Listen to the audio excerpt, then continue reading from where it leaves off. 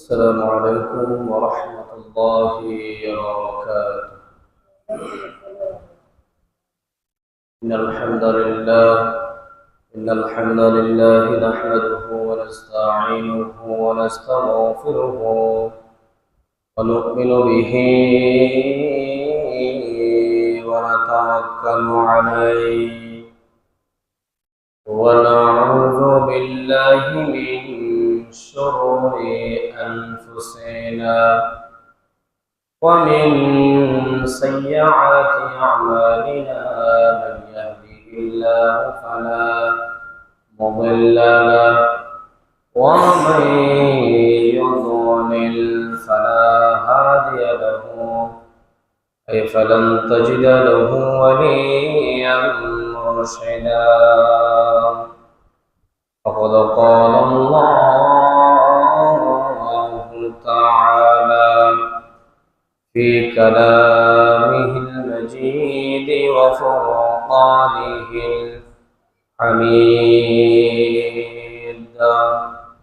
أعوذ بالله من الشيطان الرجيم. بسم الله الرحمن الرحيم. إن الله وملائكته يصلون على النبي يا أيها الذين آمنوا صلوا عليه وسلموا تسليما. اللهم صل على سيدنا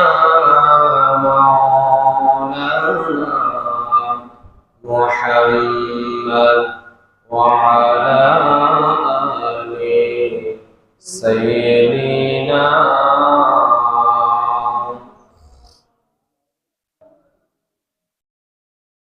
প্রভু তুমি বলেছ রাসূল দেবে না, বলনি দেবে না, বলনি দেবে না হামজাতারি খালিদ বিজয় সময়। আল্লাহুম্মা সাল্লি আলা সাইয়্যিদিনা মাওলানা মুহাম্মদ ওয়া আলা سيدنا مولانا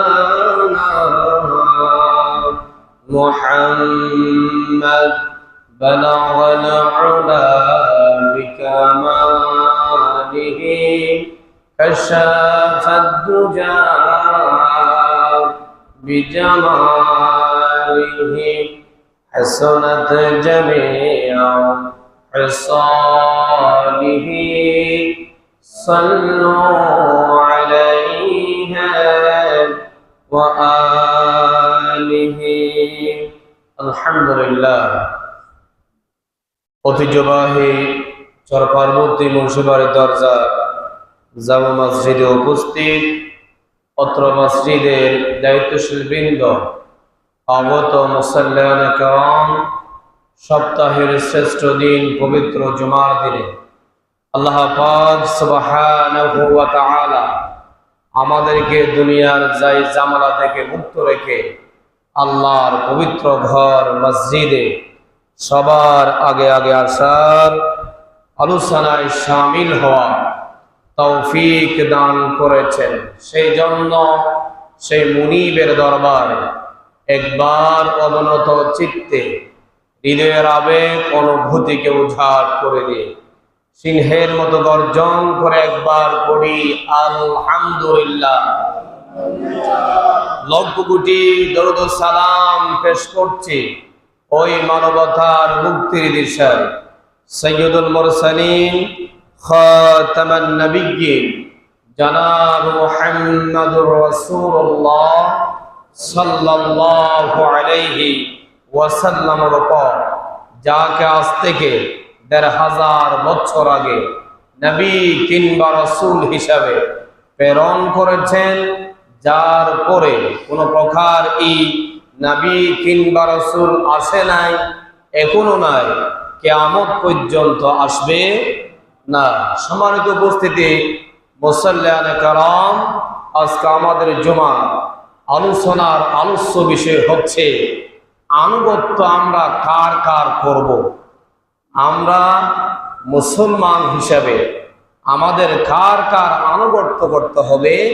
আমি পবিত্র কোরআনে কারীমের ৪ নম্বর সূরা নিসার ৫৯ নম্বর আয়াত থেকে আজকে কথা বলবো ইনশাআল্লাহ।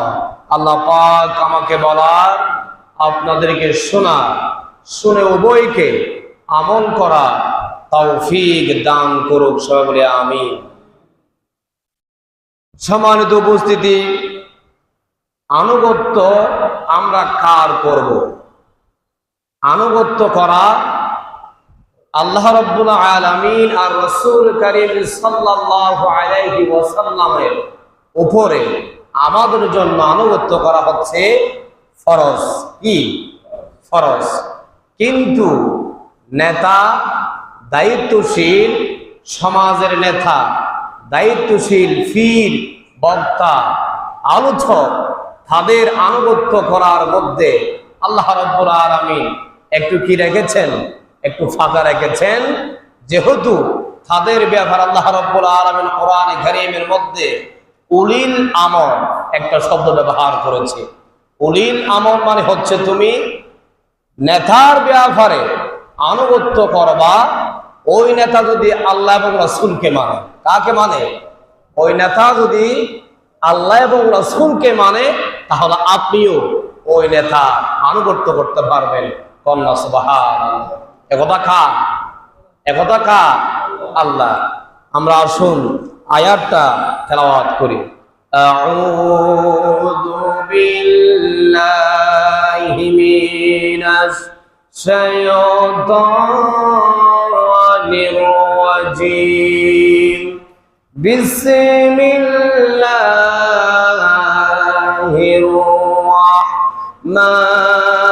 রাহমানির রাহিম।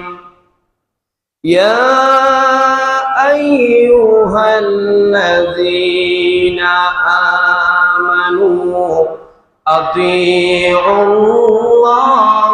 ওয়া আতিউর রাসূল ওয়া উলিল আমরি মিনকুম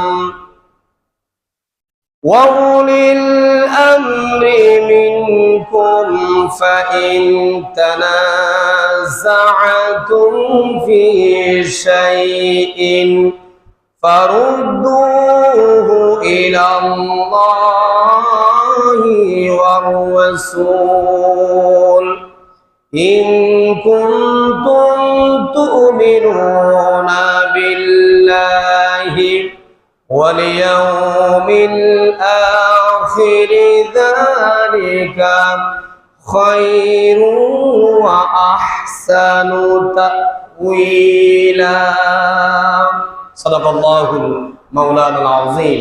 আল্লাহ রাব্বুল আলামিন এই আয়াতের মধ্যে বলছেন, ইয়া আইয়ুহাল্লাযীনা আমানু, হে ঈমানদারগণ। তাদেরকে সম্বোধন করে বলছে, ঈমানদারগণকে সম্বোধন করে বলছে। আল্লাহ জানে বেঈমানারা আল্লাহকে মানবে না, রাসূলকে মানবে না।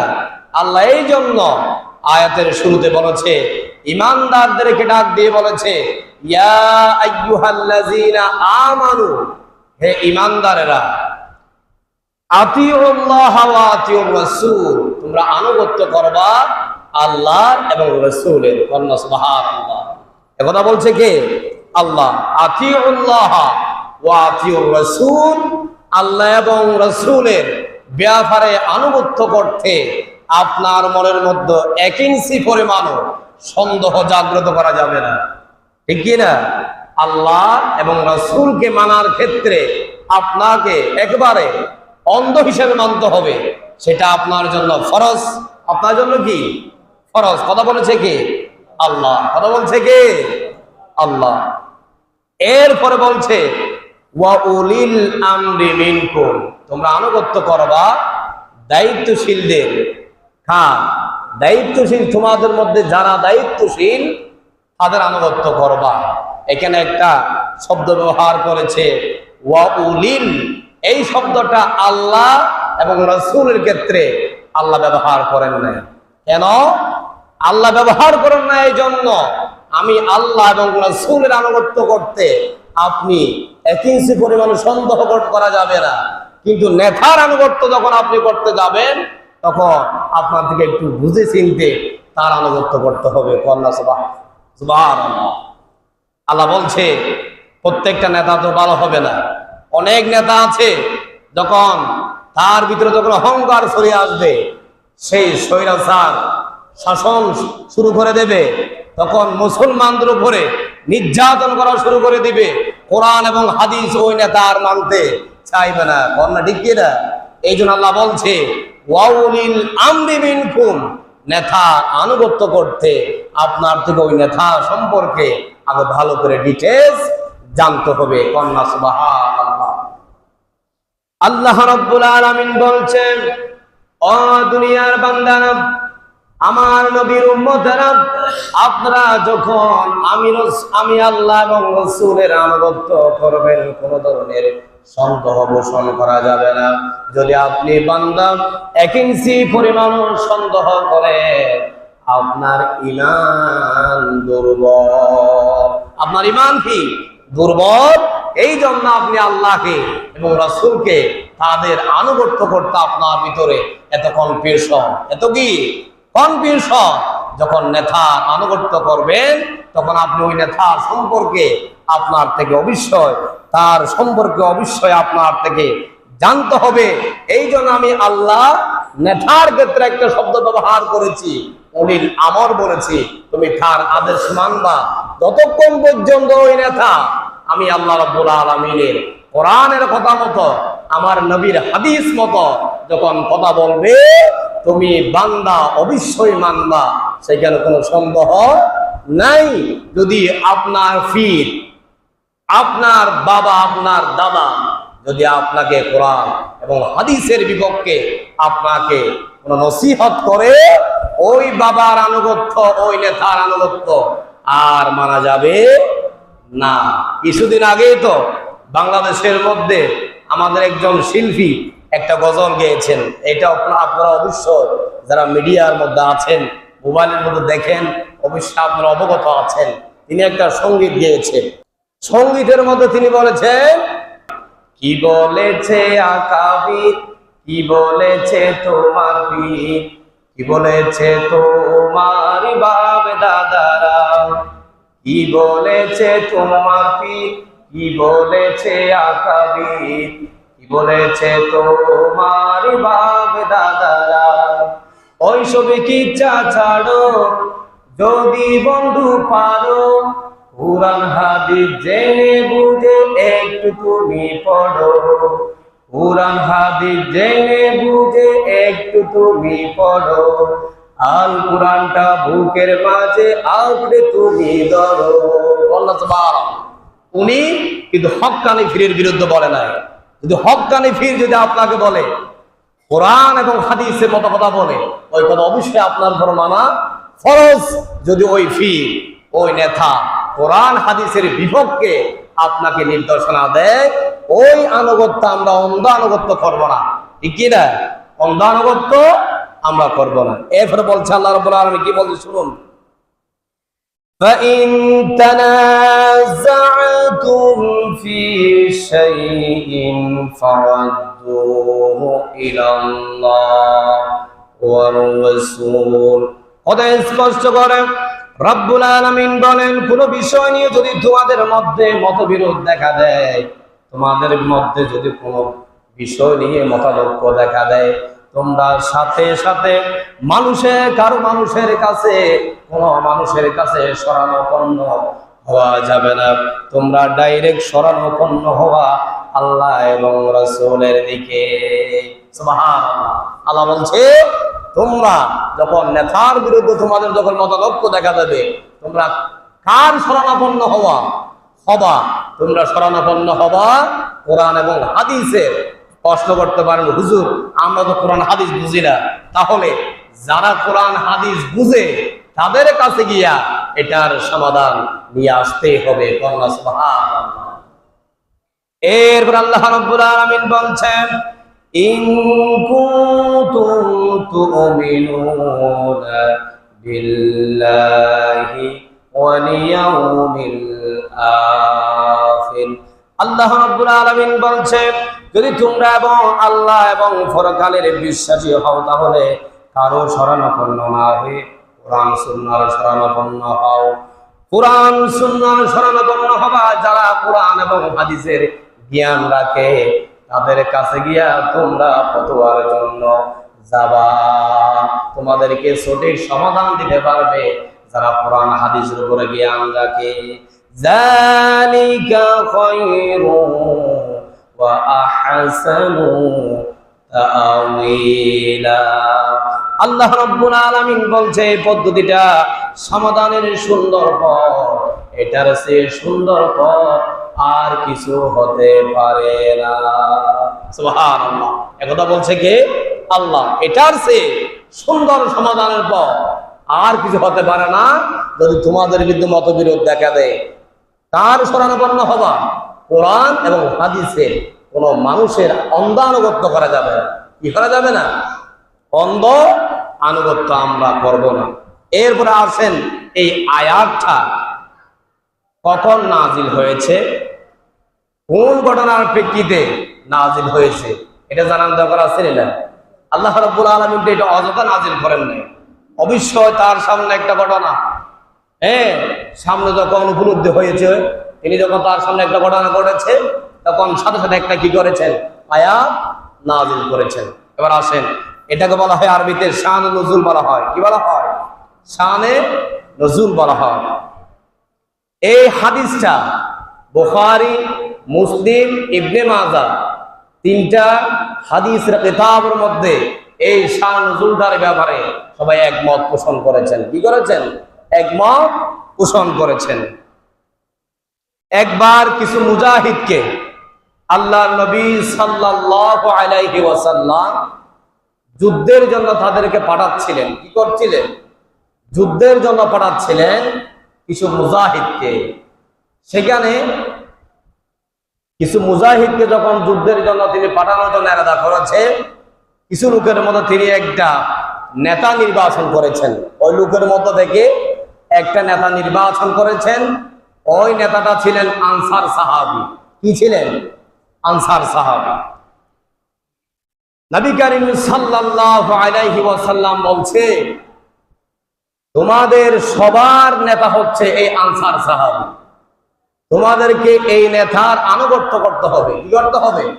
এই নেতার আনুগত্য করতে হবে। যদি আপনি কোন একটা কাজের জন্য 30 জন লোক পাঠাচ্ছেন, সেখানে যদি একজন লিডার না থাকে, তাহলে সেখানে কোনোদিন শৃঙ্খলা আসতে পারে না। নবী করিম সাল্লাল্লাহু আলাইহি ওয়াসাল্লাম মুজাহিদদের মধ্যে একজন নেতা নির্বাচন করেছিলেন। ওই নেতাটা হলো আনসার সাহাবী। আর মুজাহিদদেরকে বলছে, তোমরা এই আনসার সাহাবীকে নেতা বানবা, তিনি যাই বলে তোমরা তা করবা। তোমাদের লিডার হচ্ছে আনসার সাহাবী। কে? আনসার সাহাবী। এবার তারা যুদ্ধে যাওয়ার সময় মাঝপথে তাদের মধ্যে নেতার সাথে একটা কথা কাটাকাটির মাধ্যমে একটা ভুল বোঝাবুঝি হয়েছে। কি হয়েছে? এরকম হয় কিনা? এরকম হয় কিনা? হয়। ভুল বোঝাবুঝি হওয়ার কারণে এবার নেতা রাগবশত তিনি রাগান্বিত হয়ে মুহাজিরদের উপরে চাপ প্রয়োগ করতেছে। কি করতেছে? চাপ প্রয়োগ করতেছে। এবং ওই আনসার সাহাবী মুজাহিদদেরকে বলতেছে, তোমরা আমার জন্য কিছু লাকড়ির ব্যবস্থা করো। কি করো? কিছু লাকড়ির ব্যবস্থা করো। মুজাহিদেরা যেখান থেকে পারে সেখানে গিয়ে কিছু লাকড়ির ব্যবস্থা করলাম। করার পরে আবার ওই আনসার সাহাবী যিনি লিডার ছিলেন তিনি বলছে, ও মুজাহিদেরা, তোমরা কিছু আমার জন্য আগুনের ব্যবস্থা করো। কি করো? আগুনের ব্যবস্থা করো। ওই মুজাহিদরা আবার আগুনের ব্যবস্থাও করলেন। আগুনের ব্যবস্থা করার পরে এরপরে ওই আনসার সাহাবী বলছে, ও মুজাহিদ, তোমরা আমার জন্য আগুন আর লাকড়ি এনেছো, তোমরা আমার আনুগত্য করেছো। কি করেছো? তোমরা আমার আনুগত্য করেছো। আনুগত্য করেছো, ভালো কথা। আমি এবার তোমাদেরকে নির্দেশ দেব, তোমরা সবাই ওই আগুনের মধ্যে ঝাঁপ দাও। যখন একথা বলেছে, এবার মুজাহিদেরা গিয়ে বলেছে, নেতা যখন বলেছে যে আগুনে ঝাঁপ দেওয়ার জন্য, অবশ্যই আমাদেরকে তার আনুগত্য করতে হবে, ঝাঁপ দিই। আবার সবাই তো মানুষ সমান হয় না। ওখানে অনেক মানুষের মধ্যে একজন সালাক মুজাহিদ ছিলেন, তিনি বলছে, নেতা আমাদেরকে লাকড়ি আনার জন্য বলছে, আমরা লাকড়ি এনেছি। আমাদেরকে আগুনের ব্যবস্থা করার জন্য বলেছে, আমরা আগুনও নিয়ে এসেছি। যখন আমাদের জীবন নিয়ে তিনি খেলা করতেছে, আমাদেরকে আগুনে ঝাঁপ দেওয়ার জন্য নির্দেশ দিচ্ছে, আমরা ওই নেতার আনুগত্য করতে পারি না। যেহেতু এই কথাটা যে মুহাম্মদ সাল্লাল্লাহু আলাইহি ওয়াসাল্লাম তাকে যে বলে থাকে, তাহলে আমরা এক সেকেন্ড দেরি করব না, আমরা সবাই আগুনের মধ্যে ঝাঁপ দিতে অবশ্যই প্রস্তুত আছি। কন্যা সুবহানাল্লাহ। আগুনে ঝাঁপ দিলে তারা আত্মহত্যা হয়ে যাবে। কি হয়ে যাবে? আত্মহত্যা হয়ে যাবে। আর আত্মহত্যা করা কি মহাপাপ, কি পাপ? আত্মহত্যা করা কি মহাপাপ। এই জন্য মুজাহিদদের মধ্যে একজন মানুষ বলতেছে, ও নেতা, আপনি আমাদেরকে আগুনের ব্যবস্থা করার জন্য বলছেন, সেটাও আনলাম। আমাদেরকে লাকড়ির ব্যবস্থা করার জন্য বলছেন, সেটাও আনলাম। যখন আপনি আমাদেরকে আগুনে ঝাঁপ দেওয়ার জন্য বলতেছেন, আমরা আপনার এই আনুগত্য করতে পারি না। সুবহানাল্লাহ। আর যদি আমার নবী, আপনার নবী মুহাম্মদ সাল্লাল্লাহু আলাইহি ওয়াসাল্লাম যদি সেটা বলে থাকে, আমরা যদি কান দিয়ে শুনি, তাহলে আমরা এক সেকেন্ডও দেরি করব না আগুনের মধ্যে ঝাঁপ দিতে। সুবহানাল্লাহ। এখন নেতা পড়ে গেল বিপদে। নেতা পড়ে গেলে কি বিপদে। নেতা এখন চিন্তা করতেছেন, এর আগে দুইটা নির্দেশ দিলাম, সেগুলো মেনেছে, কিন্তু এটা তো 3 নাম্বার নির্দেশটা তারা আমার মানতেছে না। এবার মুহাম্মদ সাল্লাল্লাহু আলাইহি ওয়াসাল্লামের কাছে খবর পাঠানো হলো। কি করা হলো? খবর পাঠানো হলো। খবর পাঠানোর পরে মুহাম্মদ সাল্লাল্লাহু আলাইহি ওয়াসাল্লাম ওই মুজাহিদদেরকে বলছে, মুজাহিদেরা, তোমরা যদি তোমাদের নেতা এই ব্যাপারে তোমরা যদি আনুগত্য করতা, অন্ধ আনুগত্য হয়ে যেত, তোমাদের জীবনটা চলে যেত, তোমরা সবাই জাহান্নামী হয়ে যেতা। সুবহানাল্লাহ। তোমরা সবাই কি হয়ে যেতা? জাহান্নামী হয়ে যেতা। আর তোমরা যে আমার জন্য, আমার ফায়সালার জন্য তোমরা অপেক্ষা করেছো, তোমরা একটা সালাকি কাজ করেছো। কন্যা সুবহানাল্লাহ। সাথে সাথে আল্লাহ রাব্বুল আলামিন সূরা নিসা 59 নম্বর আয়াতটা নাযিল করে দিলেন, ইয়া আইয়ুহাল্লাযীনা আমানু আতিউল্লাহা ওয়া আতিউর রাসূল ওয়া উলিল আমরি মিনকুম। আল্লাহ পাক বলছে, হে ইমানদারেরা, তোমরা আল্লাহ এবং রাসূলের আনুগত্য করতে কিছু পরিমাণ সন্দেহ করা যাবে না। যখন তোমাদের মধ্যে কোন নেতার আনুগত্য করতে যাবা, ওই নেতা তোমাকে অন্ধর দিকে নিয়ে যাচ্ছে নাকি আলোর পথ দেখাচ্ছে তোমাদেরকে, সেটা চিন্তা করে যেতে হবে।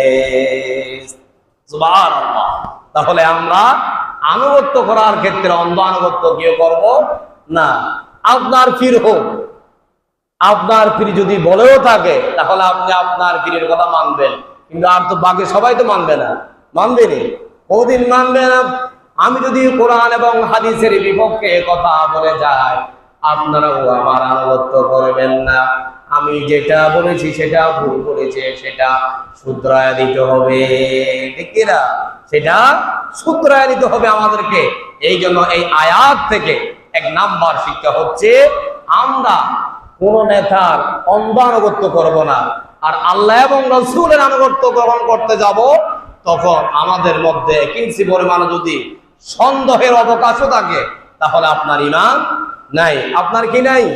ঈমান নাই। তাহলে এই আয়াত থেকে সেই শিক্ষাটা আমাদের থেকে গ্রহণ করতে হবে।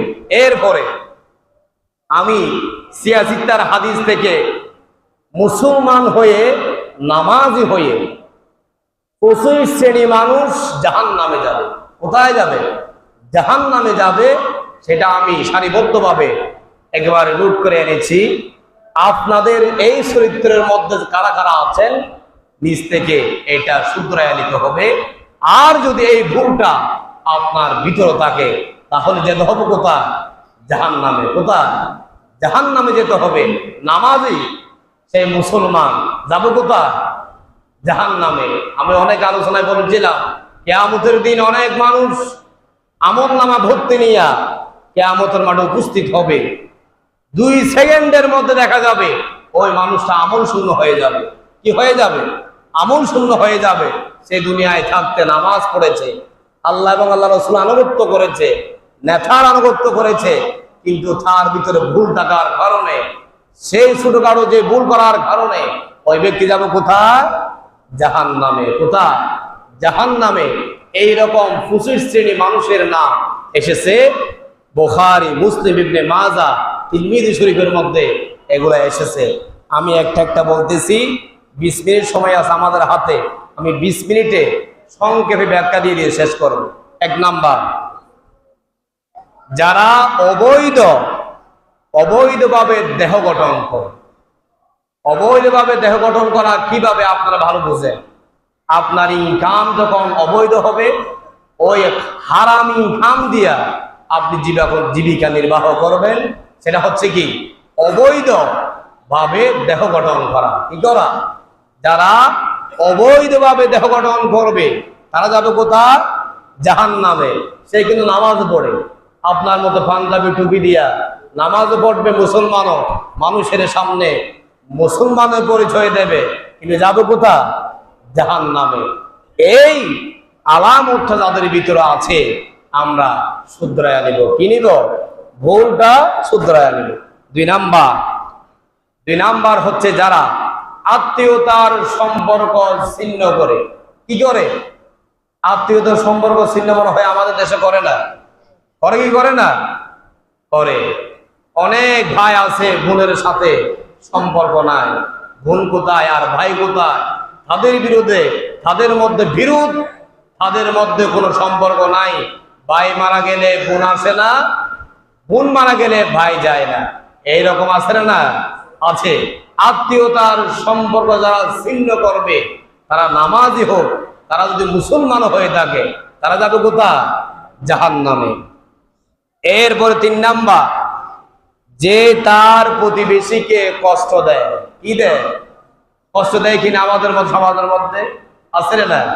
অনেক মানুষ আছে পয়সাওয়ালা, বড় লোক, তার বাড়িতে অনুষ্ঠান হচ্ছে বা বিবাহ অনুষ্ঠান উদাহরণস্বরূপ, সেখানে স্পিকার এনে সাউন্ড বক্স ফিট করে সেখানে কি করে? গান বাজনা করে কিনা?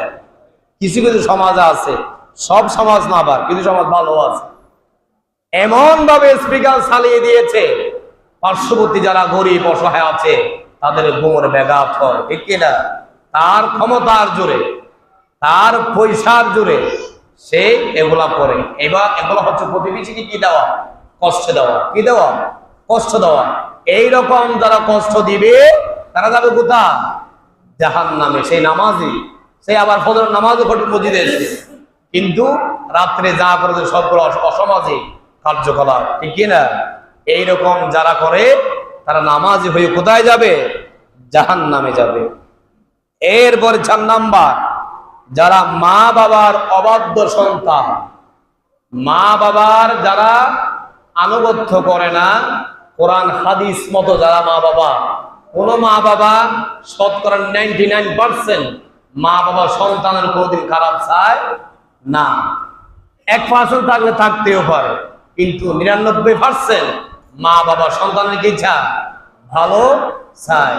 যদি মা বাবা যদি অন্ধ আনুগত্য না করে, যদি ভালো আনুগত্য করে, ভালো কথা বলে, সেটা যদি আপনি কি করেন? অবাধ্য হন, তাহলে ওই সন্তান যতই নামাজি হোক, যতই মুসলমানের পরিচয় দেখ না কেন, সে যাবে কোথায়? জাহান্নামে যাবে। কোথায়? জাহান্নামে। এগুলো মনে রাখতে হবে। এই সমস্যাগুলো যাদের আছে নিজেরাই জানেন, এগুলো আমাদেরকে শুধরায় নিতে হবে। 6 নাম্বার, 5 নাম্বার, ওই মুসলিম যার মুখের ভাষা অশ্লীল, আছে না? নামাজ পড়ে হাজী সাহেব, কিন্তু মুখের ভাষা একেবারে বিশ্রী, আছে না? এইরকম যারা যতই নামাজি হোক, তারা যাবে কোথায়? জাহান্নামে। এগুলা ভুল থাকলে আমাদের ভিতরে আমাদেরকে সংশোধন করে নিতে হবে। 6 নাম্বার, যেই সমস্ত শাসক যারা তার কর্মীদেরকে ঠকায়, আছে না? কিছু শাসক আছে কর্মীদের টাকা নিয়ে এসে পয়সাওয়ালা হয়েছে, কিন্তু ওই কর্মীদেরকে ঠকায়, যে কোনো কাজে তাদেরকে ঠকায়া তাদের থেকে টাকা আত্মসাৎ করে, আছে না? এইরকম নেতার আনুগত্য করা যাবে না, ওই নেতার পিছনে হাঁটাও যাবে না। ওই নেতা যতই নামাজি হোক, যতই মুসলমানের পরিচয় দেখ না কেন, যাবে কোথায়? জাহান্নামে। কোথায়? জাহান্নামে। এরপরে 7 নাম্বার, যেই ব্যক্তি অন্যের সম্পদ আত্মসাৎ করে, যে ব্যক্তি জোর খাটায়া, তার ক্ষমতার শক্তি কাটায়া মানুষের সম্পদ কি করে জোর করে দখল করে, ঠিক কিনা? এরা কোথায় যাবে? যতই নামাজি হোক, যতই সেই মুসলমানের পরিচয় দেখ না কেন, যাবে কোথায়? জাহান্নামে। 8 নাম্বার, যে উপকার করে কোটা দেয়, আছে না আমাদের সমাজে? এরকম লোক আছে না? উপকার করে, ঠিক আছে, এক সময় সে ভালো বড় লোক ছিল, তার প্রতিবেশীকে একটা ভিসা দিয়া কানাডা এবং আমেরিকাতে নিয়ে গিয়েছে। সেখানে গিয়ে সে 2-10 বছরের ভিতরে পয়সাওয়ালা হয়েছে। এবার দেখা গিয়েছে যে ব্যক্তি ওই ব্যক্তিকে পয়সাওয়ালা করার জন্য বিদেশ নিয়েছে, ওই ব্যক্তি আবার ফকির হয়ে গেছে। কি হয়ে গেছে? এরকম হয় কিনা? ক্ষমতার মালিক কে? আল্লাহ। আল্লাহ চাইলে ক্ষমতা আজকে দিতেও পারে, আবার নিতেও পারে। তিনি কে? আল্লাহ। আল্লাহ হচ্ছে রাজাদিরাজ, তার কাছে কোনো কিছুর অভাব নাই। তিনি চাইলে আপনাকে মুহূর্তের মধ্যে ফকিরও বানাতে পারে, আবার বাদশাও বানাতে পারে, ঠিক কিনা? এই জন্য কারো উপকার করে কোঠা দেওয়া যাবে না, এই কাজ একেবারে জঘন্য। 9 নাম্বার, ওই ব্যক্তি জাহান্নামে যাবে যে ব্যক্তি নামাজও পড়ে আবার মদও খায়, আছে না? কিছু লোক আছে নামাজ পড়ে কিন্তু আবার টাইমলি কি খায়? মদ, পেনসিডাল, যেগুলা বলে, যেগুলা নিষিদ্ধ ইসলামের মধ্যে, সেগুলা কি করে? সেবন করে। ওই ব্যক্তি যত নামাজে পড়ো, তিনি জাহান্নামে যাবে। কোথায় যাবে? জাহান্নামে যাবে। 10 নাম্বার, যারা এতিমের মাল আত্মসাৎ করে, আছে না? একটা সন্তান, সেই অনেক পয়সাওয়ালার সন্তান, তার বাবাটা শুরু থাকতে দুনিয়ার জমিন থেকে বিদায় হয়ে গিয়েছে, অনেক পয়সাওয়ালার সন্তান। এবার কি করে? কিছু নেতা কেতারা আছে, পেশার তার শক্তি, ক্ষমতার শক্তি কাটায়া ওই ছেলেটার কি করে? সম্পদ আত্মসাৎ করার জন্য কি করে? চেষ্টা করে। এইরকম যারা করবে, তারাও কোথায় যাবে? জাহান্নামে যাবে। বলে আমাদের মনে রাখতে হবে। এরপরে 11 নাম্বার হচ্ছে সুগলপুর মুনাফেক। সুগলপুর মুনাফেকের পরিচয় আমি আপনাদেরকে অনেকবার বলেছি। সুগলপুর বলা হয় 3 জন ব্যক্তি। 3 জন ব্যক্তির মধ্যে 3 নাম্বার ব্যক্তি যিনি, ওনার কথা ওনাকে লাগায়া, ওনার কথা ওনাকে লাগায়া মাঝখানে একটা ঝগড়া বিবাদ সৃষ্টি করে দেয়, ওনাকে বলা হয় কি? সুগলখোর বলা হয়। ওই সুগলখোর ব্যক্তি যতই নামাজি হোক, যতই মুসলমানের পরিচয় দেখ না কেন, যাবে কোথায়? জাহান্নামে। এই হাসলত থাকলে আমাদের মধ্যে, সেটা আমাদেরকে শুধরাইয়া দিতে হবে। 12 নাম্বার হচ্ছে যারা গীবত শাকায়ত করে, আছে না? এই জিনিসটা একেবারে বেশি আমাদের সমাজে, আমাদের দেশে গীবতটা একেবারে বেশি। দোকানে গেলে বোঝা যায় গীবত কত প্রকার, কি কি বিস্তারিত বর্ণনা চলতেছে, আছে না? এই জন্য আমাদেরকে দোকানে বসে বসে একটা মানুষের অনুপস্থিতিতে তার কোনো গীবত করা কাম্য নয়। এই জন্য আমরা কারো গীবত করব না। আর গীবত করলে আপনার জন্য কি? জাহান্নাম অবধারিত। কি? জাহান্নাম অবধারিত। গীবত থেকে আল্লাহ পাক আমাদেরকে হেফাজত করুন। 13 নাম্বার, যারা নিজের পিতামাতাকে অন্যের পিতামাতা হিসেবে চালিয়ে দেয়, আছে না? অনেক সন্তান আছে মা বাবাকে পরিচয় দেয় না, যখন বিয়ে একটা করে ফেলে ওই বউ নিয়ে শ্বশুর বাড়ি চলে যায়, তার শ্বশুর আব্বা শ্বশুর আম্মা হয়ে যায় নিজের মা বাবা, আছে না? তার নিজের মা বাবা কিন্তু অনেক কষ্ট করতেছে, কিন্তু সে পরিচয় দেয় মা বাবা কাকে? তার স্ত্রীর মা বাবাকে। এরকম আছে না? এরকম অনেকে আছে, এরাও কোথায় যাবে? জাহান্নামে যাবে। আবার অনেকে আছে সন্তান দত্তক নেই, সন্তান লালন পালন করার জন্য অনেকে আছে আপনার থেকে 3টাই মেয়ে, একটা পুরুষ সন্তানের দরকার, কি করে? তোমার সন্তানটা আমাকে দাও, আমি কি করি? এটা লালন পালন করি, আছে না? কিন্তু আপনি লালন পালন করতে পারলে কোনো সমস্যা নাই, কিন্তু ওই সন্তানের পরিচয় দিতে হবে ওনার মা বাবা। কিন্তু আপনার ব্লাডের সাথে ওনার ব্লাড কোনোদিন মিলবে না, ওই সন্তানের মা বাবার ব্লাড মিলবে। এই জন্য ওনার নাম ফালতে পারবেন, ঠিক আছে, কিন্তু মা বাবার নাম ব্যবহার করতে হবে, তার জন্মদাতা যে মা বাবা, সেই মা বাবার নাম ব্যবহার করতে হবে, না হয় ওই সন্তান বৈধ হবে না। 14 নাম্বার, এমন মুসলিম যেই অহংকার করে, এটা আছে না? এই আলামত আমাদের মধ্যে আছে না? আছে। বিস্তারিত বললাম না, অবশ্যই আপনারা জানেন। অহংকার হচ্ছে পতনের মূল। অহংকার করা ভালো নয়।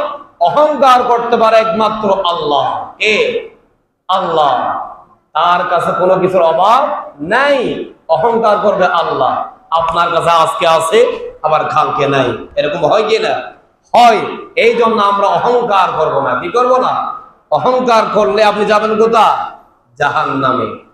এরপরে 15 নাম্বার, ওই মুসলিম নামাজ পড়ে কথায় কথায় মিথ্যা কথা বলে, আছে না? কথায় কথা মিথ্যা কথা বলে, কিন্তু নামাজও পড়ে, মাথায় টুপি, আসরের নামাজ পড়ে গিয়ে মিথ্যা কথা একটা বলে দিল, কোথায়? দোকানে গিয়ে, আছে না? আছে। এই জন্য এই আলামত যার কাছে আছে, ওই ব্যক্তিও যতই নামাজি হোক যাবে কোথায়? জাহান্নামে। এটা শুধরায় নিতে হবে। 16 নাম্বার, ওই মুসলিম যে নবীজির নাফরমানি করে, যে কি করে? নবীজির নাফরমানি হচ্ছে সে তার ওই একটু আগে যে বললাম বাপ দাদার কি করে? আনুগত্য করে, তার নেতার আনুগত্য করে, আল্লাহ এবং আল্লাহ রাসূল আনুগত্য করে না। এটা হচ্ছে নাফরমানি করা। কি করা? নাফরমানি করা। কার উপরে? আল্লাহ রাসূলের উপরে। এই জন্য যারাই নাফরমানি করবে তারা যাবে কোথায়? জাহান্নামে। 17 নাম্বার, ওই মহিলা যেই বিনা কারণে স্বামীর কাছ থেকে কথায় কথায় তালাক খুঁজে, আছে না? কোনো কারণ নাই, সেই স্ত্রীর সাথে অন্য পুরুষের সাথে কি আছে? সম্পর্ক আছে। স্বামী কোথায়? বিদেশ। এখন ওই স্ত্রী বারবার স্বামীর সাথে রাগান্বিত হইয়া মোবাইলে বলে, তুমি আমাকে তালাক দিয়ে দাও, তোমার সংসার করতে আর ভালো লাগে না। এইরকম স্ত্রী আছে না? কথায় কথায় অকারণে যারা স্বামীর কাছ থেকে তালাক খুঁজে, এরাই যাবে কোথায়? জাহান্নামে। কোথায়? যতই নামাজি হোক, যত মুসলমানের পরিচয় দেখ না কেন, যাবে কোথায়? জাহান্নামে। এরপর 18 নাম্বার, দ্বীনে আলম হাসিল করে মানুষকে দেখানোর জন্য। যেমন আমরা এখন আমাদের ব্যাপারে আসছে, কোন বক্তা, কোন হুজুর মানুষের কাছে বড় সাজার জন্য, মানুষের কাছে বড়ত্বের পরিচয় দেওয়ার জন্য আমি অমুক বক্তা, আমি অমুক মসজিদের খতিব, আমি অমুক মসজিদের ইমাম সাহেব, আমি যা জানি দুনিয়ার আর কেউ জানে না, এরকম হুজুর আছে না? আছে না? আমরা নিজেরা বলি কিছুই জানি না, আমার থেকে জাননেওয়ালা আছে না? আছে। এই জন্য নিজেকে সব সময় ছোট মনে করতে হবে, আপনাকে বড় বানাবে কে? আল্লাহ। এই জন্য নিজের এলমের বাহাদুরি করা যাবে না কোনো মানুষের কাছে, ঠিক কি না? এরা এই হাসলতটা যারাই করবে, এই হাসিলটা যারা করবে, তারাও যাবে কোথায়? জাহান্নামে। এই জন্য আমাদেরকে সে ব্যাপারে সতর্ক থাকতে হবে। 19 নাম্বার, যে ব্যক্তি মাথায় কালো কলপ লাগায়, আছে না? চুল একটু সাদা হলেই দোকানে সেলুনে গিয়া বলে একেবারে কালোটা দাও। কালোর মধ্যে কত দামি আছে, 700-800 টাকা যেটা দুটা লাগাও, আছে না? আছে। আপনি কালো কলপ ছাড়া যে কোনো কালার ব্যবহার করতে পারবেন, কোনো সমস্যা নাই। কিন্তু কালো কলপ ব্যবহার করলে সমস্যা আছে না? আছে। এই জন্য আমরা মাথার মধ্যে, দাড়ির মধ্যে কালো কলপ যদি লাগাইয়া থাকে, আগামীতে আমরা সেটা শুধরাইয়া নেব, ঠিক কি না? এরপরে 20 নাম্বার, কারা জাহান্নামে যাবে? ওই ব্যক্তি যার ভিতরে রিয়া পাওয়া যায়। রিয়া মানে কি বুঝেন? রিয়া মানে হচ্ছে আপনি কোনোদিন নামাজও পড়েন না, একদিন হঠাৎ করে বাসার মধ্যে আপনার মেয়ের জামাতা আসলো বা আপনার মেয়ের শ্বশুর আসলো, তাদেরকে দেখানোর জন্য অন্ততপক্ষে বিয়েটা নামাজি, সেটা দেখানোর জন্য মসজিদে আসা, আর সিজদার মধ্যে লম্বা সিজদা দিয়ে একেবারে বসে থাকা মানুষকে দেখানোর জন্য, কিন্তু আল্লাহকে দেখানোর জন্য সে কি করে না? সিজদা করে না। এটাকে বলা হয় রিয়া। রিয়াকারী, রিয়া ইবাদত। মানুষকে দেখানোর জন্য যেটা বলে সেটা কি? রিয়া ইবাদত। আমাদেরকে আল্লাহ পাক এইরকম ইবাদত থেকে হেফাজত করুন, সব ইবাদত যেন আল্লাহকে ভয় করে করতে পারি। আল্লাহ পাক আমাদেরকে সেভাবে তৌফিক দান করুন, সবাই বলে আমিন। এরপরে 21 নাম্বার, ওই ব্যক্তি যিনি নিজের ওয়ারিসকে সম্পদ থেকে মাহরুম করে। একটু আগে বলেছি সম্পর্ক আত্মীয়তার ছিন্নকারী। অনেকে আছে বোনকে তার হক দেয় না, আছে না? ভাইয়ের হক দেয় না। মা বাবা মৃত্যুবরণ করার আগে মাকে একখানে সম্পত্তি দিয়ে গেল, 2 সন্তান যোগাযোগ করে মায়ের সাথে তারা রেস্টে নিয়ে নিল, আরো 3 ভাইকে মাহরুম করে দিল, আছে না? এরকম ঘটনা 2 দিন আগে আমার ওই সমাজে একটা আমার চোখের সামনে ঘটেছে। এই জন্য বলতেছি, মা অসুস্থ, মাকে নিয়েছে ডাক্তার দেখানোর জন্য, এই কথা বলে নিয়ে মায়ের কাছে যে সম্পদ আছে সেটা স্থান করে সেটা কি করে নিয়েছে? ওই 2 ভাইয়ের নামে করে নিয়েছে, আরো বাকি 3 ভাই ওই সম্পদ থেকে কি করেছে? মাহরুম করে দিয়েছে। মায়ের সম্পদ, বাবার সম্পদ, এগুলা মেয়ে এবং ভাই বোন দুইটাই কি অধিকার, ঠিক না? কারো বেশি কারো কম। 3 ভাগের 2 ভাগ হবে ছেলে, 1 ভাগ হবে কে? মেয়ে। এখন আমরা কি করি? ওই চুরি করে এই সম্পদ গুলা ভাইকে বোনকে মাহরুম করে ফেলে, আছে না? এই হাসলত যাদের ভিতরে আছে, সেই যতই নামাজি হোক যাবে কোথায়? জাহান্নামে। আমাদেরকে সেই ব্যাপারে সতর্ক থাকতে হবে। 22 নাম্বার, ওই সমস্ত মহিলা যারা ব্রু ব্লাগ করে, আছে না? অনেক মহিলা এখন তো আমাদের দেশের মধ্যে পাল্লা একেবারে বাজার হয়ে গিয়েছে। মেয়েরা কি করে? সেখানে গিয়া ব্রু ব্লাগ করে, আছে না? এই ব্রু ব্লাগ করা মহিলারাও নামাজি হোক, যতই মুসলমানদের পরিচয় দেখ না কেন, যাবে কোথায়? জাহান্নামে। এগুলা ইসলামে আপনাকে সাপোর্ট করে নাই। এরপরে 23 নাম্বার হচ্ছে ওই সমস্ত মহিলা যারা পারফিউম লাগায়া সাজগুজ করে শুধু পরপুরুষকে দেখানোর জন্য। কাকে দেখানোর জন্য? নিজের স্বামীকে দেখানোর জন্য নয়। স্বামী তো বিদেশ, উনি ওখান থেকে টাকা পাঠাচ্ছে, তার জন্য সুন্দর সুন্দর গহনা পারফিউম পাঠাচ্ছে, সে এগুলা ইউজ করে যায়, রোডে বাহির হয়ে যায় পরপুরুষকে দেখানোর জন্য। এই নিয়ত যাদের আছে ভিতরে, তারা যাবে কোথায়? জাহান্নামে। আমাদেরকে, আমার মা বোনের অবশ্যই শুনতেছেন, এখান থেকে আমাদেরকে কি থাকতে হবে? সতর্ক থাকতে হবে। 23 নাম্বার, 24 নাম্বার, যারা প্রস্রাব করে ঢিলাকুলুপ করে না, প্রস্রাব করে ফানিও ধরে না, অপবিত্র হয়ে যাক, প্রস্রাব করার পরে ফ্যানের সেন্টার মেরে দেয়, এবার ফোঁটা ফোঁটা ওখানে পড়ে সে অপবিত্র হয়ে যায়, এরকম আছে না? এরাও এই জিনিসটা আমি দেখি আমাদের দেশের মতো এখন বেড়ে গিয়েছে। জিন্স যে ফ্যানটা বলে ওটা অনেক টাইট ফ্যান, লুজ ফ্যান পরলে বসা যায়, সুন্দর করে প্রস্রাব করা যায়।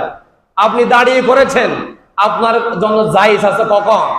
আপনি এমন জায়গায় গিয়েছেন সেখানে ফ্যান খোলার সেই পরিবেশ নাই, আপনি দাঁড়িয়ে প্রস্রাব করতে পারবেন, হাদিস আছে, কিন্তু এটা আছে বলে আমি সব সময় যে দাঁড়িয়ে প্রস্রাব করব সেটাও হবে না।